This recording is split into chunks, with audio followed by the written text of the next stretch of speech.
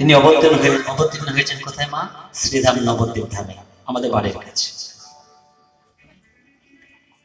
সেই গৌর ভক্তগণ যারা সঙ্গে ছিলেন মা সুরধ্বনির তীরে এসে কি করলেন? খেলা খেলছেন। কিসের খেলা মা? হরি নামের। প্রাকৃতিক জগতে খেলা দেখতে বাবা, ফুটবল খেলা দেখেছেন, ক্রিকেট খেলা দেখেছেন, তাতে কেমন আনন্দ হয়? ক্ষণকালের জন্য। আমার গৌর হরি এই কলিযুগের মাসে যে একটা হরি নামের খেলা খেলেছে, সেই হরি নামের খেলা বাবা যতই খেলা যায় না কেন মা, মনে হয় যে আরেকটু আনন্দ হবে, আরেকটু খেল।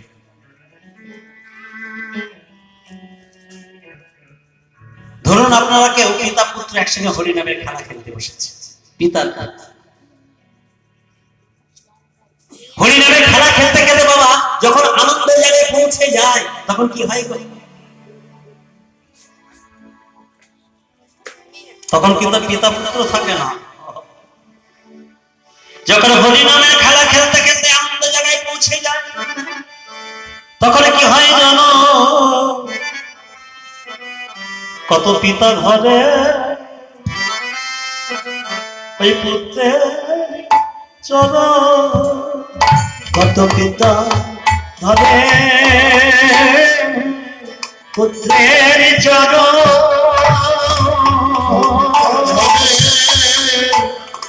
পুত্রের চরণ, কত পিতা ঘরে পুত্রের চরণ, তাদের দেহ স্মৃতি হয়ে ঈশ্বর। কত পিতা ঘরে দেখো পুত্রের চরণ, তাদের দেহ স্মৃতি হয়ে ঈশ্বর। কত পিতা ঘরে পুত্রের চরণ, তাদের দেহ স্মৃতি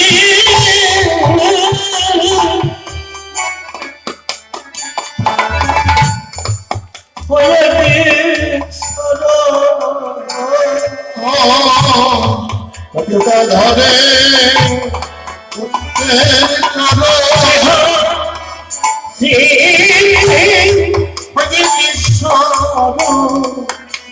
কত পিতা ধরে পুত্রের চরণ, স্থিতি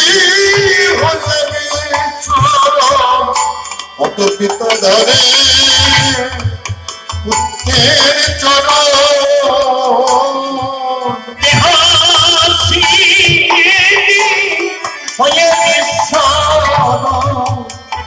কত পিতা ধরে পুত্রের চরণ। হরিনামের খেলা খেলতে খেলতে বাকি হয়তো কত পিতা গিয়ে পুত্রের চরণ দুটি জড়িয়ে ধরে। সেই খেলা খেলতে খেলতে যখন চরম পর্যায়ে পৌঁছে যায় তখন কি করে জানো? করে ধরা ধরি চরা চরি, করে ধরা ধরি আর জরা জরি, করে ধরা ধরিয়া জড়া করে ধরা ধরি আর জরা জরি, তলা ধুলাই করে দেয়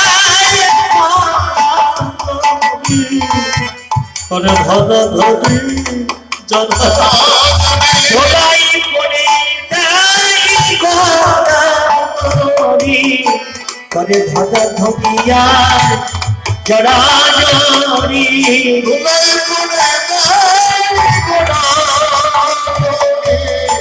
তারা বদলে বলে হরি হরি লাই বলে গাই বদরি, তারা বদলে বলে হরি হরি হৃদয়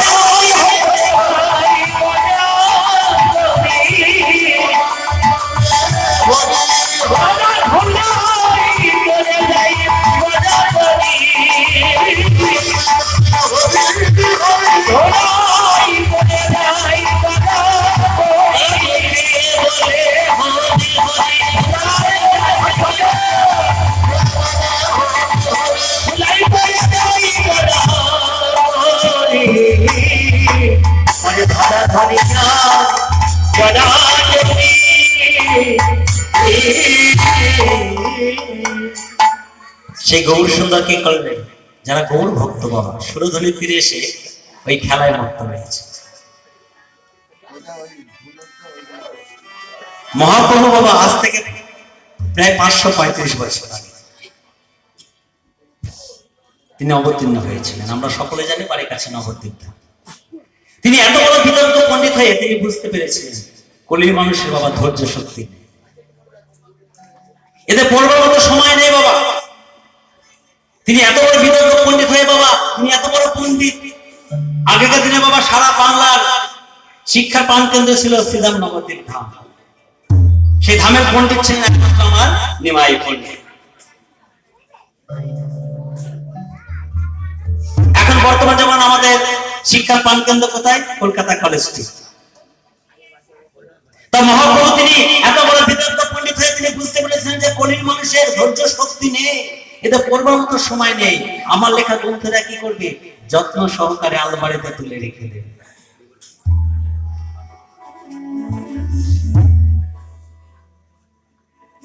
আগেকার দিনে কি করতো মা? যারা বয়স্ক মানুষ ছিল দেখতেন সন্ধ্যাবেলা প্রদীপ দেওয়ার সঙ্গে সঙ্গে রামায়ণ বা মহাভারত খুলে বসা প্রত্যেকটা ঘরে ঘরে। এখন কি আর হয় মা? জানি না। কোন রকমের সন্ধ্যাটা তুলসী তলায় ঘোরাতে পারলে আগে আমাদের টিভি সিরিয়ালটা দেখতেই হবে।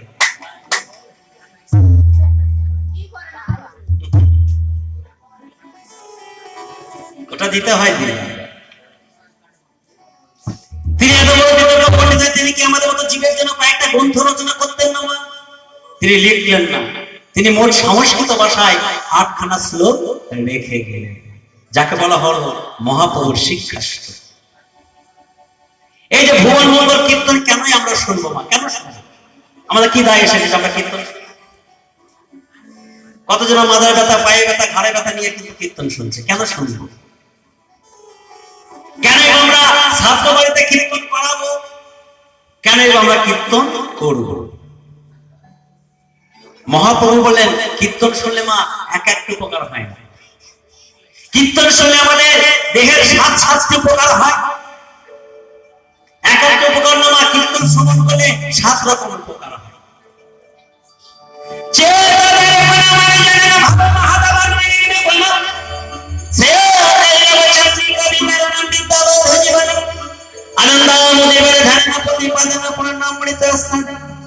সারে ভায়া তোমার সবে পরম বিজয়তে শ্রীকৃষ্ণ সংকীর্তন।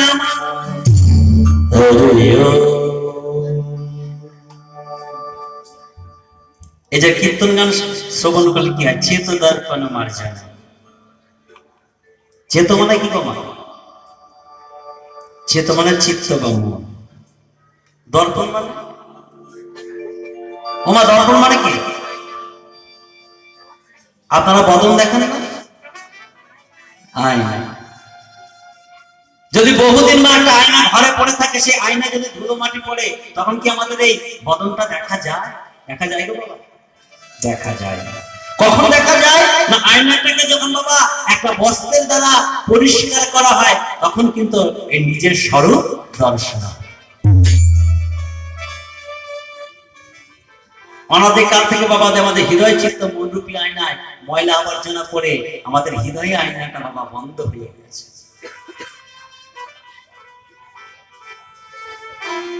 যদি কোন ভক্ত আমার এই কীর্তন গানে শ্রবণ করিতে পারে, ওই শ্রবণে করিতে করিতে যেদিন তোমার মনের চিত্ত আয়না পরিষ্কার হবে। তবে কি দিয়ে পরিষ্কার করতে হয়? প্রাকৃতিক জগতের বস্ত্র দিয়ে না মা, হরিনাম সংকীর্তনের বস্ত্র স্বরূপ ওই হৃদয় চিত্র আয়নাটাকে মার্জনা করতে হয়। যখন তুমি হৃদয় চিত্ত রূপী আয়নাটাকে মার্জনা করিতে পারিবে, ওই মার্জনা করিতে করিতে সেদিন তোমার গোবর মূরতি দর্শন হবে। সেদিন তোমার গোবরে মূরতি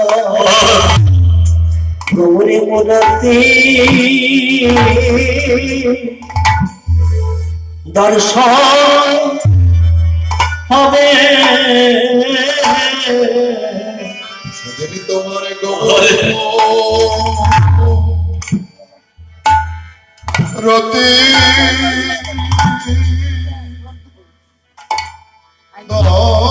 দর্শনী হবে যেদিন তোমার হৃদয় চিত্ত আয়না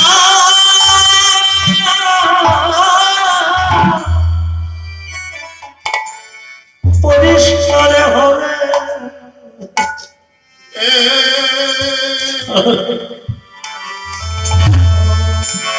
গৌরমদাতে দর্শনী হবে যেদিন তোমার হৃদয় আয়না পরিষ্কার হবে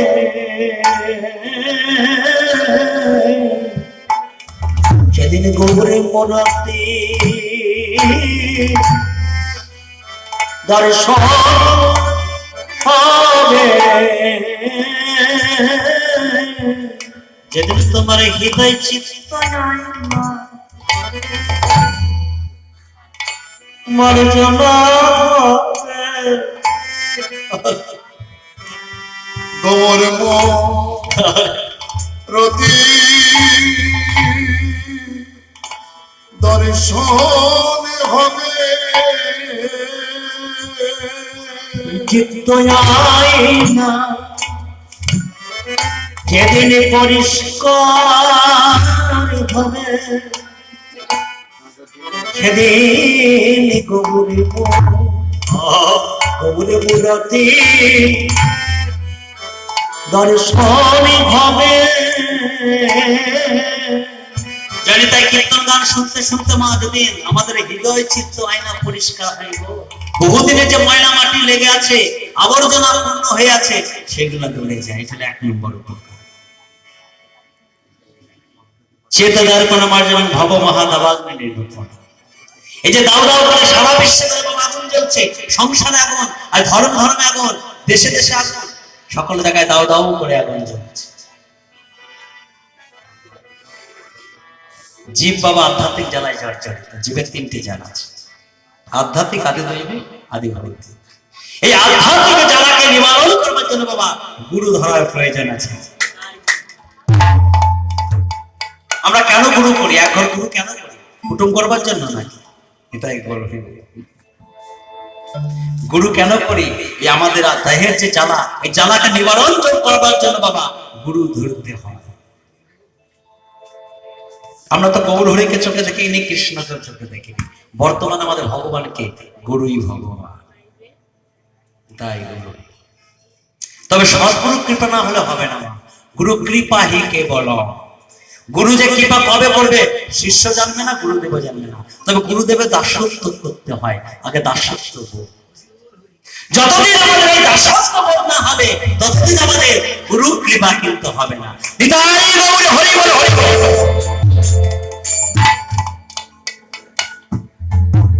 কখন আগুন নেবে মা যখন দেখবেন হরিনামে বন্যা প্লাবন হয়ে যায় তখন কিন্তু বাবা দেহের আগুন সবকিছু লিভে যায়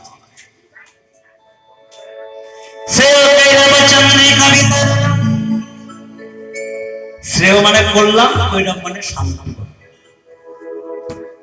শালক ফুল চেনা তোমার শালক ফুল কখন ফোটে শালক ফুল বাবা রাত্রিবেলায় চাঁদের শোভা পান করে দেবেন যেমন জগৎকে শোভা দান করে এই কীর্তন গান শুনতে শুনতে যেদিন তোমার এই গৌরে চাঁদের কৃপা হবে সেদিন হৃদয় মাঝে আপনি আপনি শালক ফুল ফুটে এই জগৎকে শোভা দান করি বিদ্যাবোধ জীবনা একমাত্র বলো ভক্তি থাকলে হলো বাবা অনেক আমরা ভাবে বাবা এমএ পাস বিএ পাস এগুলোর বাবা আক্ষরিক বিদ্যা একমাত্র কৃষ্ণ ভক্তি বিদ্যা যদি কারো না থাকে এই বিদ্যা আপনি যতই জানেন না কেন হবে বিদ্যার মধ্যে কোন বিদ্যা সার বলো কৃষ্ণ ভক্তি বিদ্যা ছাড়া বিদ্যা নাহি আর বলো মা আমাদের যদি ভক্তি বিদ্যা না থাকে ওই বিদ্যা জেনে কিচ্ছু হবে না তাই মা মহাজন বললেন দেখো দেখো আমার গোবরে জানলে সব জানা হলো, আমারই গৌরে জানলে সবই জানা হলো। গোবরে জানলে সব জানা হলো, আমারই গৌরে জানলে সবই জানা হলো। গোবরে জানলে সব জানা হলো। ওগো শাস্ত্র জানলে জানা হলো, আমার গোবরে জানলে জানা হলো। শাস্ত্র জানলে জানা হলো, তোমরা গোবরে সাধনে করো, হরি হরি বলে জানা হলো।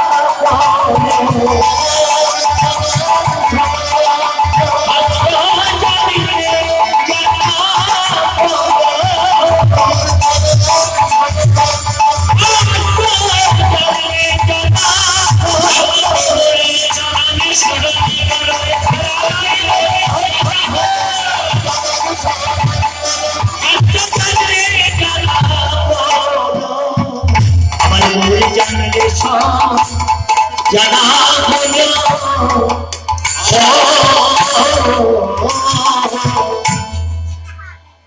আনন্দ মোদে বর্ধন প্রতি পদম পূর্ণমৃত সাজানো। ওমা দেখবেন কীর্তন ভাবে যখন ডুবে যাওয়া যায় বাবা, তখন কি হয় গো মা? কীর্তন গান শুনতে সে কীর্তন রসে যখন ডুবে যাওয়া যায় তখন কি হয় গো? হরি বল হরি বল। ওমা কি হয়? তখন মনে হয় যে কিসের সংসার, কিসের বা স্বামী, কিসের বা ছেলে মেয়ে, কিসের বা নাতে নাতনি। তখন কিন্তু আর ভালো লাগে না, মনে হয় যে আরেকটু কীর্তন গান শুনলেই ভালো। প্রতি পদে পূর্ণামৃত সাধনা, প্রতি পদে পদে পূর্ণামৃত। আমরা আমাদের অমৃত মিষ্টি লাগে না? মিষ্টি লাগে? হরি কথা কিন্তু মিষ্টি লাগে না। যতদিন আমাদের সামর্থ্য থাকে ততদিন আমাদের হরি কথা ভালো লাগে না। এটা হলো আমাদের রসনার দোষ বা জিহ্বার দোষ। এক ব্যক্তির ব্যাধি হয়েছে কবিরাজ মশাইয়ের কাছে গিয়ে বলে, কবিরাজ মশাই আমার একটা ব্যাধি হয়েছে। বলো কি ব্যাধি? বলো যা খায় সবই তিতো লাগে, চাটনি খাই তিতো লাগে, রসগোল্লা খাই তিতো লাগে, পরমান্ন খাই তিতো লাগে। বলো বুঝতে পেরেছি বাবা, তোমার হয়েছে পিত্ত রোগ। আমার দেখবেন কারো যদি পিত্ত রোগ হয়, যা খাবে সবাই কিন্তু তিতো লাগে, লাগে না? বলো ওষুধ এক কাছে বাড়ি যাওয়ার সময় তুমি এই তাল মিস্ত্রি কিনে নিয়ে গিয়ে নিয়মিত সেবন করতে থাকো, করতে করতে যেদিন দেবে তাল মিস্ত্রি তোমার বদনে মিষ্টি লাগবে, দেহের সকল পিত্ত রোগ দূরে যাবে। বলে ওটাও তো খেয়ে দেখেছি, ওটাও তো তিতো লাগে। বলে ওটা হলো তাল মিস্ত্রির দোষ না, ওটা হলো তোমার জিহ্বার দোষ। তোমার হরি কথা হয়তো আমাদের এখন ভালো লাগছে না। যখন ভালো লাগবে সকল কিছু চলে যাবে, নয়ন চলে যাবে, দৃষ্টি শক্তি চলে যাবে, বল চলে যাবে, বুদ্ধি চলে যাবে, শ্রবণ চলে যাবে, তখন মনে হয় একটু গৌর চরণে উড়ে যায়, একটু আশ্রয় নেবার জন্য। তখন আপনি যতই চেষ্টা করুন না কেন, তখন কিন্তু আর যাওয়া যাবে, যাওয়া যাবে না। অভ্যাসের বদলে যতদিন আমাদের বদলে অভ্যাস না থাকবে ততদিন তো হরি কথা বাইর হবে না। এই যে কীর্তন করলে কি হয়? সর্ব আত্মার সমাপন, সর্ব আত্মার স্নান হয়ে যায়। এই যে আমি কীর্তন করছি, আমার উপকার হচ্ছে, আপনারা শুনছেন মা, আপনাদের উপকার হচ্ছে। যারা বাড়ি কীর্তন দিচ্ছে আত্মীয় বর্গ, তাদের উপকার হচ্ছে। যারা না শুনছে, মাইকের আওয়াজ যতদূর যাচ্ছে না কেন, তাদের কিন্তু উপকার হচ্ছে। তাই গদা ধরে কণ্ঠ জোড়ে বললে, গদা ধরে হে বলি, এই সেই যমুনা, এই সেই যমুনা, এই সেই যমুনা, এই সেই যমুনা, এই সেই যমুনা, যার তীরে তীরে প্রজাঙ্গনা, এই সেই যমুনা,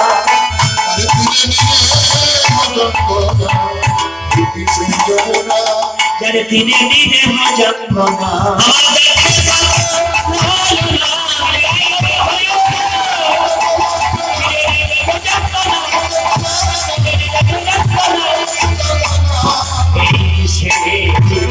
যমুনা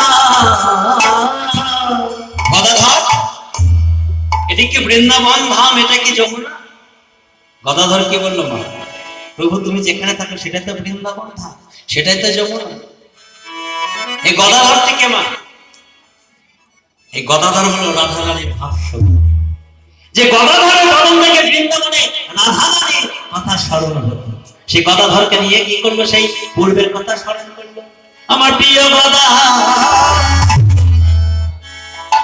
ধর রাধে, প্রিয়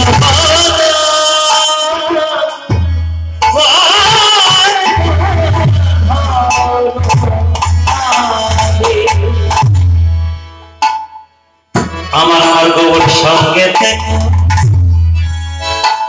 করিয়া করিয়া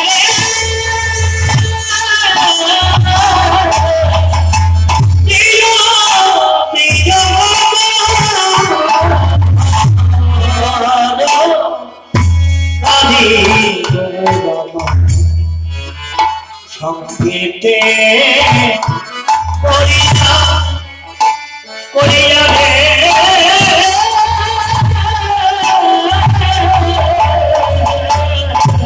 দেখো তারাই তো এসে, দেখো তারাই তো এসেছে, দেখো তারাই তো এসেছে, আজ তারাই তো এসেছে, বোঝা হইতে না দিয়ে তারাই তো এসেছে, হইতে দিয়াছে তারাই তো এসেছে।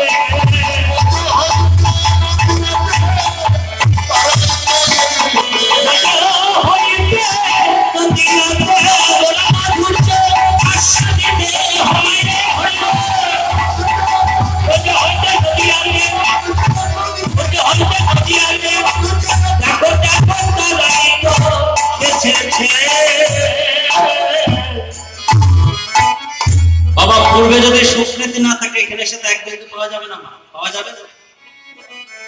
আমি যদি ভাবি আমি বৈষ্ণব হব, হলে বললে কি পাওয়া যাবে না? পূর্ব জন্মে যদি থাকে বাবা সাধু সংস্কার দেখিতে শুনিতে হয় বৈষ্ণব। আচ্ছা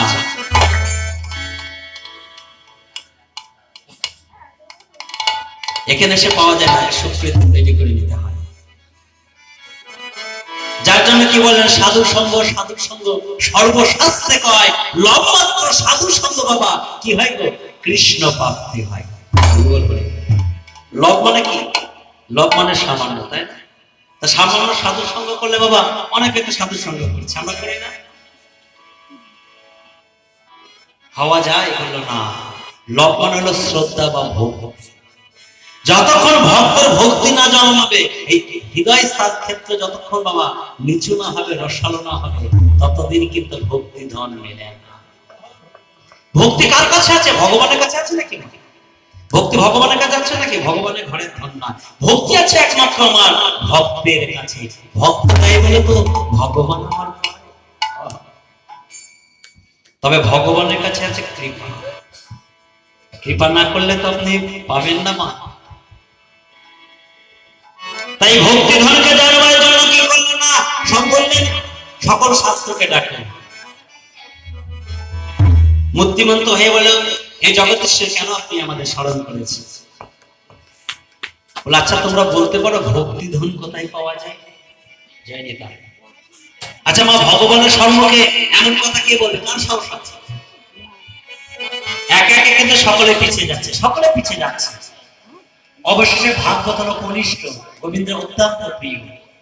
ভাগবতকে বলো, ভাগবত তুমি আগে এগিয়ে যাও, গিয়ে বলো যে ভক্তি ধন কোথায় পাওয়া যায়।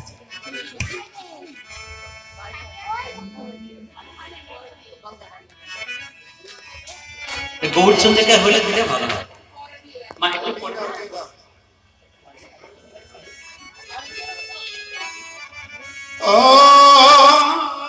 ভাগবত মন্ত্রীমন্ত হে বলে, হে জগদীশ্বর আপনি ভগবান বলে কিন্তু আপনার জন্য আলাদা বিধান হবে না। কোথায় গেলে ভক্তি ধন পাওয়া যায় জানে? যতদিন নিষ্কিঞ্চন সন্ন্যাসীর পদ ধরিবেলা মস্তক অভিষিক্ত না হয়, ততদিন ভক্তি ধন পাওয়া যায় না।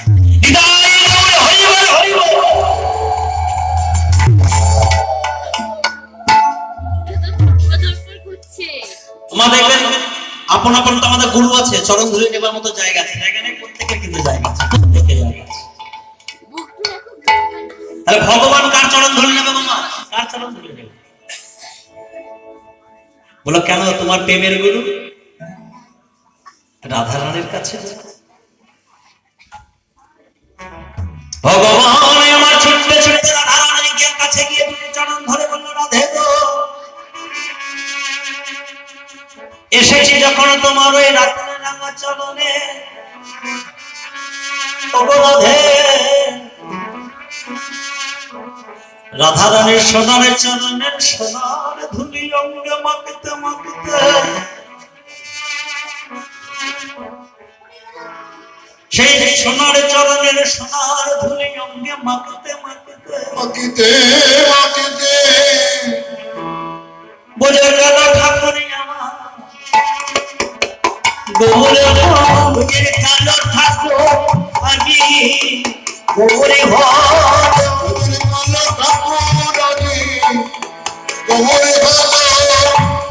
ওই সোনার চরণের ধুলি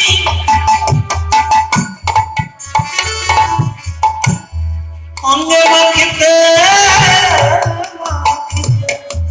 বোঝে গেল ঠাকুর আমার গৌরে ওই চরণের ধুলি মাখিতে মাখিতে গেল ঠাকুরি আমি গৌরী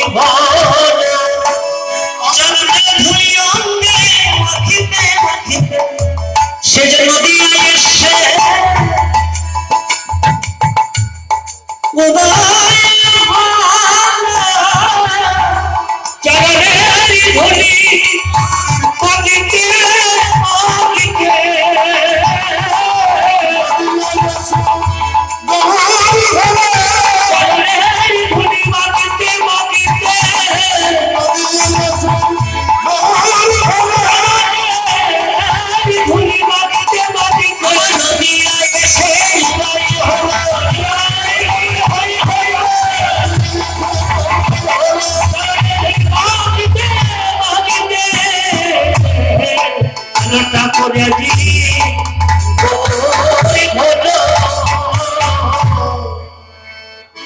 কাকে নিয়ে আসেন? গদাধর, যে গদাধর রাধারানীর ভাষ্য।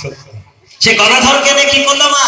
প্রিয় গদাধর রাজের সঙ্গেতে করিয়া একটু বউল হয়ে কি করছে? ওগো নৌকাতে চল দিলে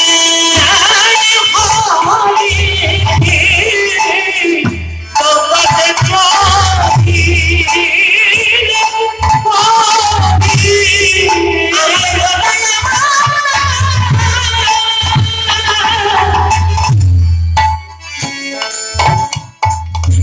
আমার নৌকাতে চল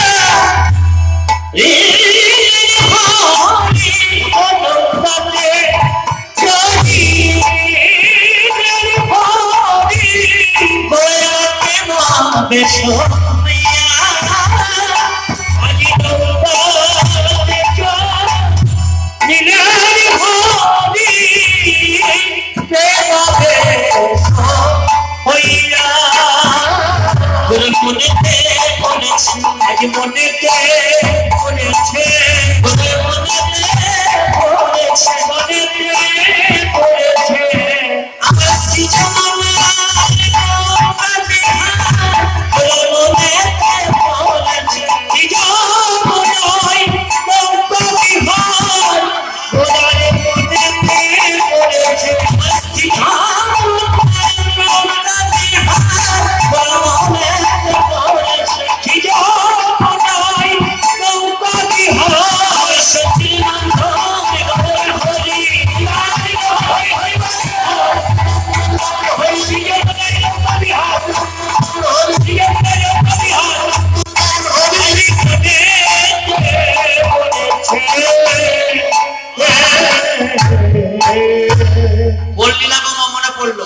যে শ্রী যমুনার পক্ষে নৌকা বিলাস লীলা করেছিলেন, তাকে নিয়ে লীলা করেছিলেন রাধা রানীকে।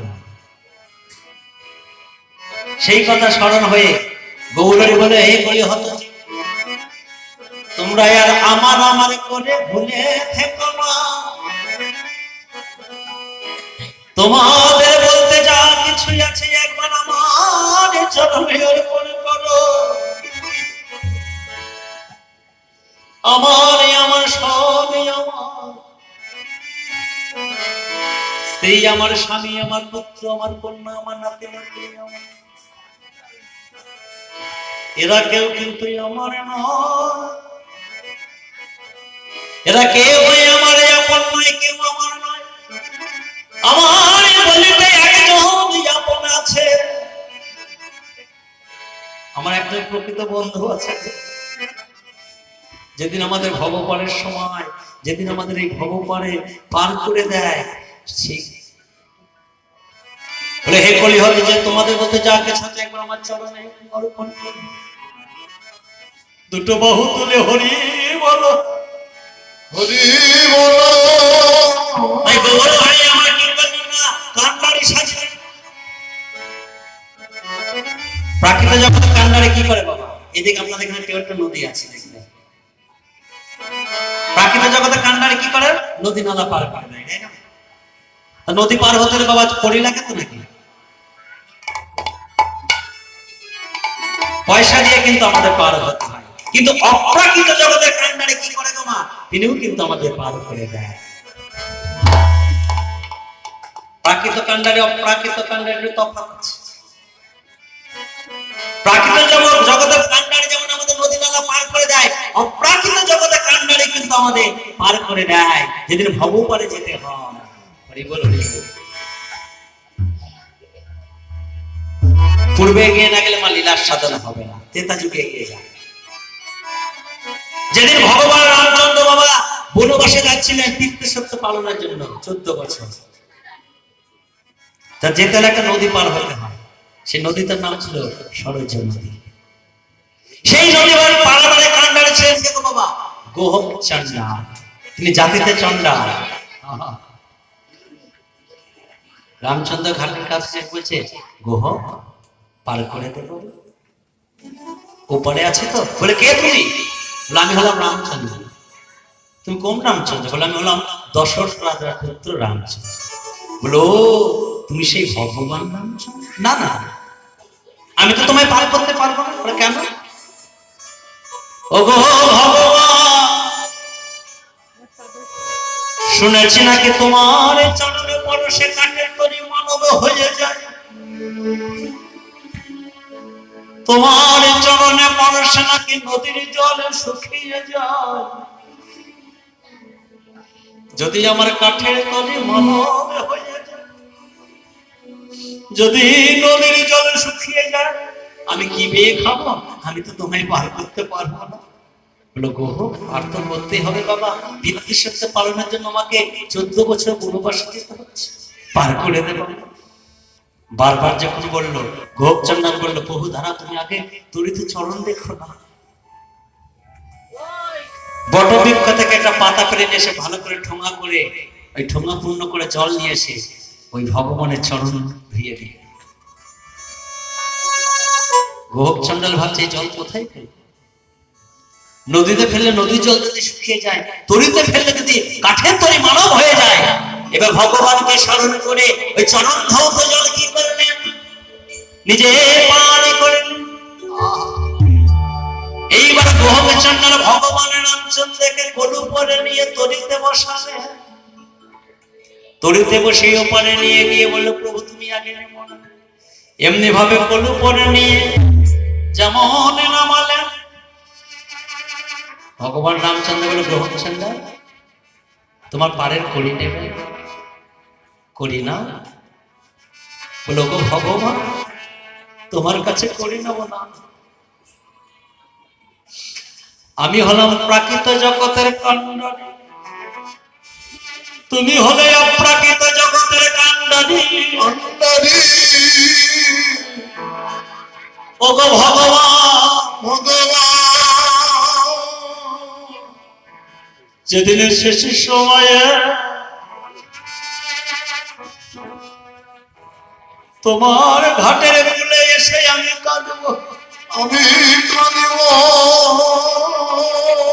যেদিন পারে করো বলে কাঁদব, করো বলে কাঁদিব। তোমার চরণে নিবেদন সেদিন তুমি আমায় হাতে ধরে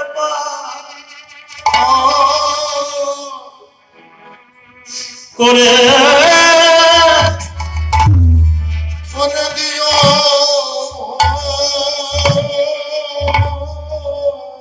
সেদিন তুমি আমায় হাতে ধরে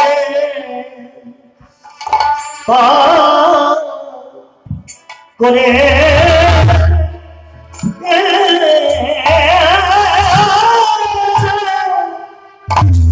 পারি করে দিও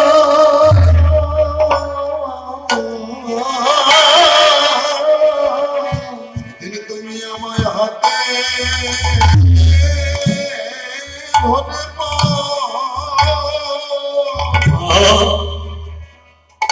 করে দিও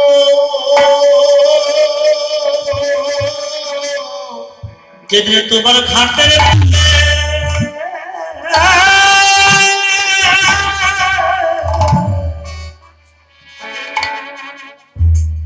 আমি বসে কাঁদিব সেদিন তুমি আমায় হাতে ধরে করে দিও আমি তোমার ঘাটে পড়ে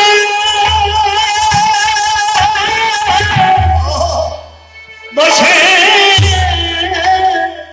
কাঁদিব সেই দিন তুমি হাতে ধরে আমায় পার করে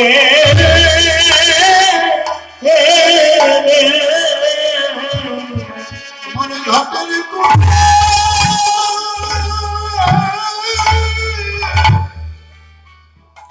বসে কাঁদিব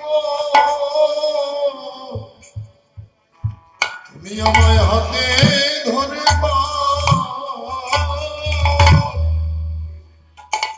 করে দিও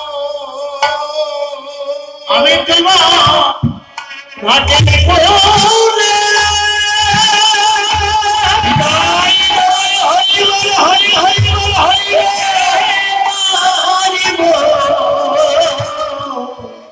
যদি পারে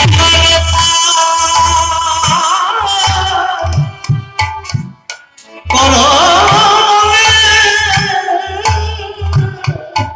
ঘাটের পুণ্যে বসে কাঁদিব আরে করো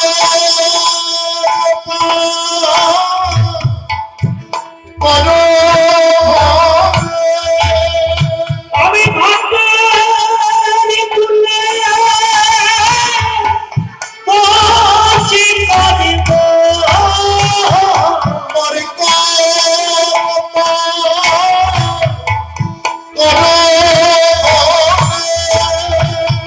ঘাটের পুণ্যে বসে কাঁদিব থাকবে না জগতে থাকবে ঘাটের পুণ্যে বসে কাঁদিব তুমি থাকিবে থাকিবে আমি পারি করো পারি করো বলে তুমি থাকিবে থাকিবে পারি করো বলে হাতে হাতে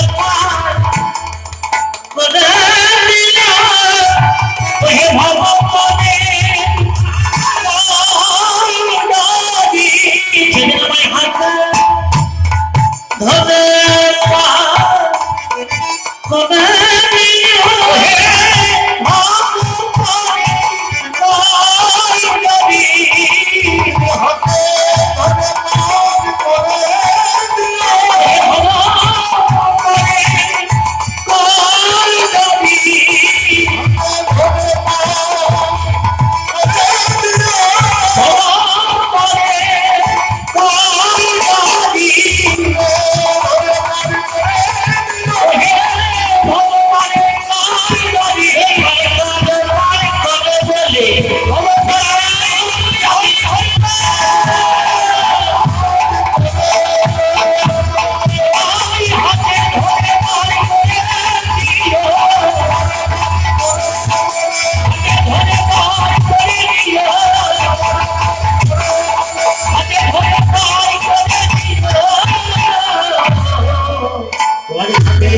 বসে আমি যেদিন করিব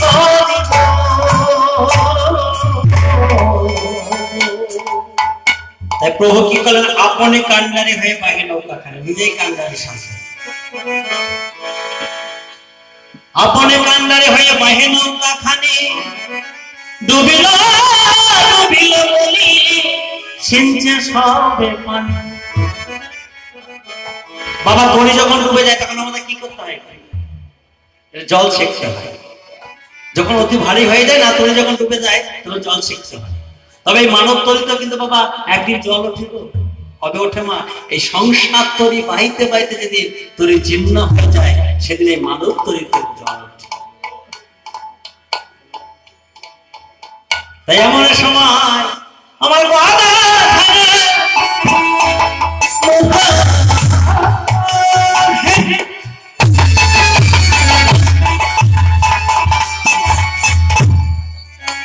মেদু মেদু হাসে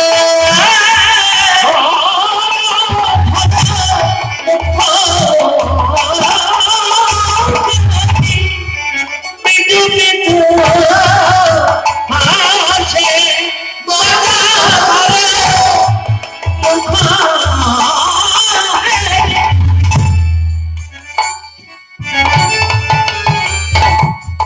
বলে গৌরী আমার মেদু মেদু হাসিছে গৌরী আমার মেদু মেদু হাসিছে গৌরী আমার মেদু মেদু হাসিছে আমার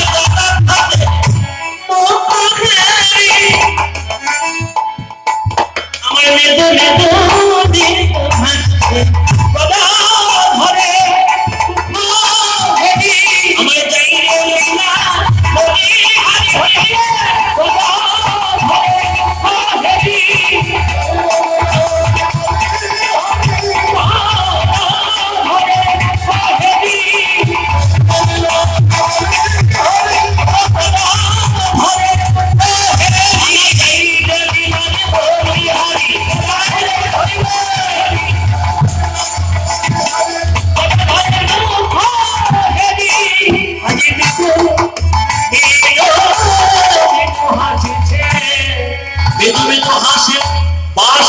বসে কহে মনে দেখুন বাবা যত পদকবি থাক না কেন কিন্তু ঘোষেরা বেশি পেয়েছে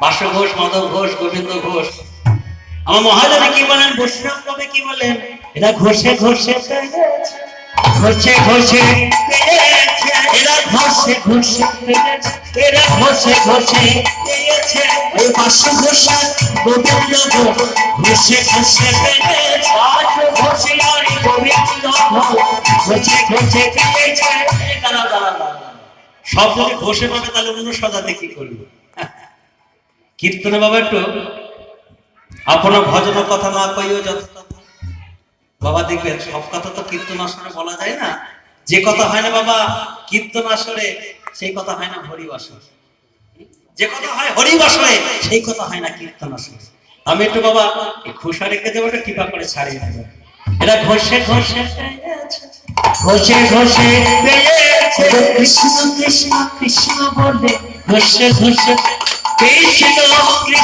কৃষ্ণ বলে ঘষে ঘষে কৃষ্ণ কৃষ্ণ কৃষ্ণ বলে ঘষে ঘষে কৃষ্ণ কৃষ্ণ কৃষ্ণ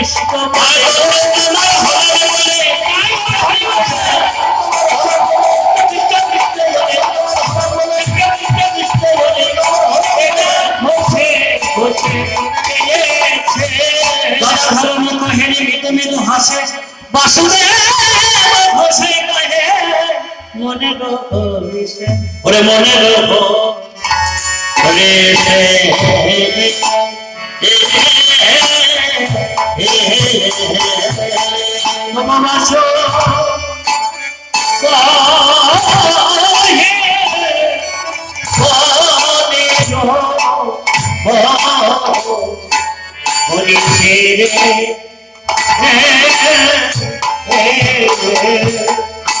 আমার বাসা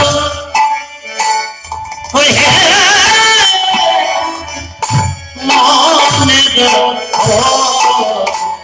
ওরে সে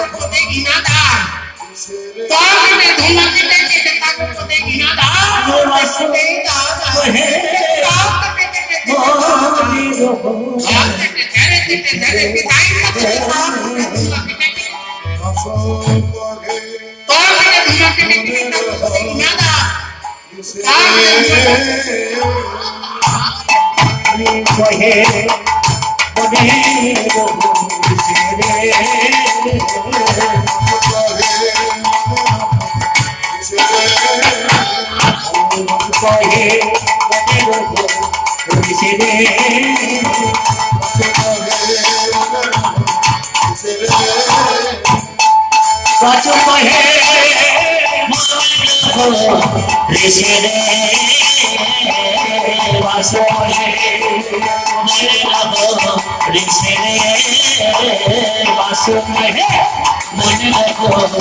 বলে